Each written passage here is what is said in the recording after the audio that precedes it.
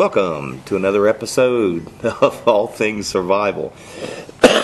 We're staying with knives because, hey, that's my thing. Well, you know, I've been kind of shooting down Chinese knives for a long time, and you know, I kind of have to, you know, I want to be as honest as possible here. All right, so I'm going to show you there are good ones and there are even bad ones, and there are terrible ones. So let's start it off right now with a terrible one. I was sitting around one night, and I hate to admit it, but I was bored. Nothing was going on. Nothing was on TV. So I was on Home Shopping Network, and I found they had this thing on there where you know, for like $19, you get like, I don't know, 1,900 knives or something. Anyway, I ordered it, and this is what you get. Now, the blade design is decent enough, and the problem is look at that play. Look at the play in the handle. The workmanship is horrible. You know, it's pretty enough, but it's just not made well. It's going to break if you go to use it. In fact, I can break it right here, I'm pretty sure. Yep, just broke it. So, you know, it's not worth whatever you pay for it. I don't care if it's $1. If it's going to break, you know. And the lockback, see, the lockback, you can't even close the knife without jerking back. Okay, so that one goes in the junk bin. But let's go over to one that I got at a flea market. Now, this one's made in China. It's not overly attractive, but it's not extraordinarily ugly either. It's just, you know, it's a nice little piece of laminated wood there. But, of course, now this is a switchblade. So, you know, it has its values. Now, the saw on the back is absolutely useless. The shape of the knife is okay. It's a little sturdier than the other one. I probably couldn't break this one just by pulling on it, but I might be able to. Now, look very closely here. Let me see if I can get this up here. You see here where I can get this turned right. It's really hard looking at this screen, get this thing right. See the gap between the blade and the handle. See, that is a huge point of weakness. So, you know, you have to be careful with that. You have to look at that. How closely does the handle fit onto the knife itself? You know, it's a toy. You know, it's a switchblade. So, you know, I've got some good ones and I've got some bad ones. This happens to be a bad one. Well, I should say intermediate one. That's got a nice little belt clip on it, but you know, why keep it on your belt if you really can't use it? Final for a lockback knife, folding knife. This one has got a very nice shaped blade, fits the handle nice. This is not a bad little knife. It's still got that play, still got that moving around. If you can hear that. That's and look at the distance between the handle and where the blade mates up. You still got the problem with the interlock, which I happen to like that kind of locking, but it just needs to be made a little bit better. Frost cutlery, made in China. You know, pretty much a piece of crap. All right, crap bag. Now, long knives, the thing everybody loves.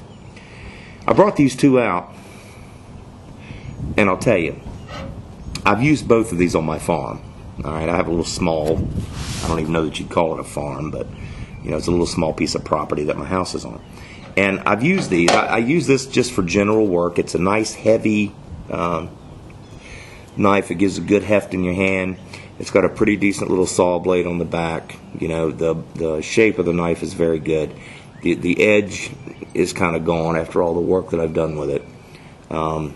It is a hollow handle, and it comes off, as you can see. So you've got a little pill bottle full of, I don't know, fish hooks, who knows.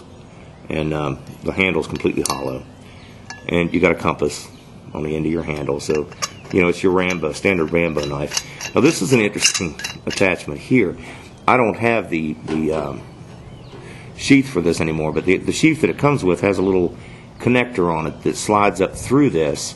And you take the sheath, and you hold the sheath in one hand and the knife in one hand. You collapse them together, and it actually works as a wire cutter. So, you know, that's a pretty nifty. And this is a strong little knife.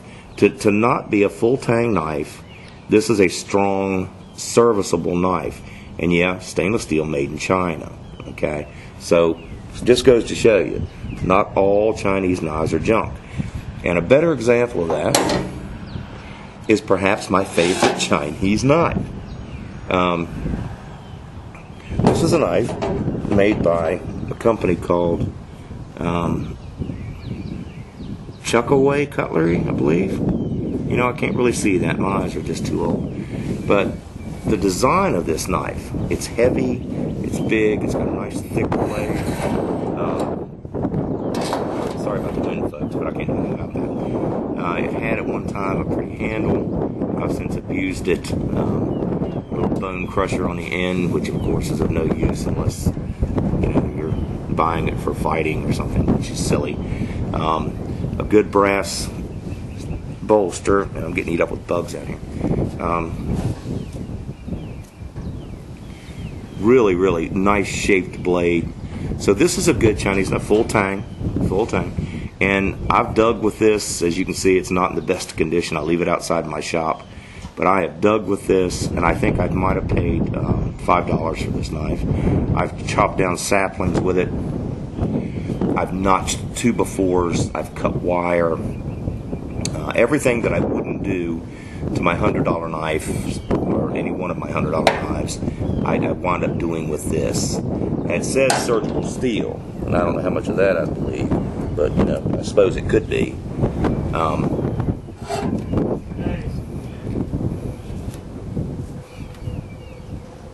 And that was one of the local denizens stopping by to say, hey, as you heard. So there you have it. The thing about knives, it's like anything else. You can pay $150, $200 for a knife that is of absolutely no use whatsoever. Or you can go out and buy a knife for $20 that winds up being the best knife you've ever had in your life, But the thing with Chinese knives, it's hit or miss, Would I trust my life to this knife? Yes. But only because I've used it. I know that it's of good quality, that the metal's good quality, that it holds a decent edge. The handle's comfortable. It's got a good weight, a good heft to it. I would hunt with this knife, set up survival camp with this knife, chop down saplings for a shelter, make fire with this. There's nothing I wouldn't do with this knife. This one, would I trust my life to this one? Probably not. I haven't used this one extensively. The saw looks really cool, and it's nice and sharp. I've never really tried that. I've made some fires with this, as you can see. I've done some digging on some roots and that sort of thing with this one. But I don't know. Probably.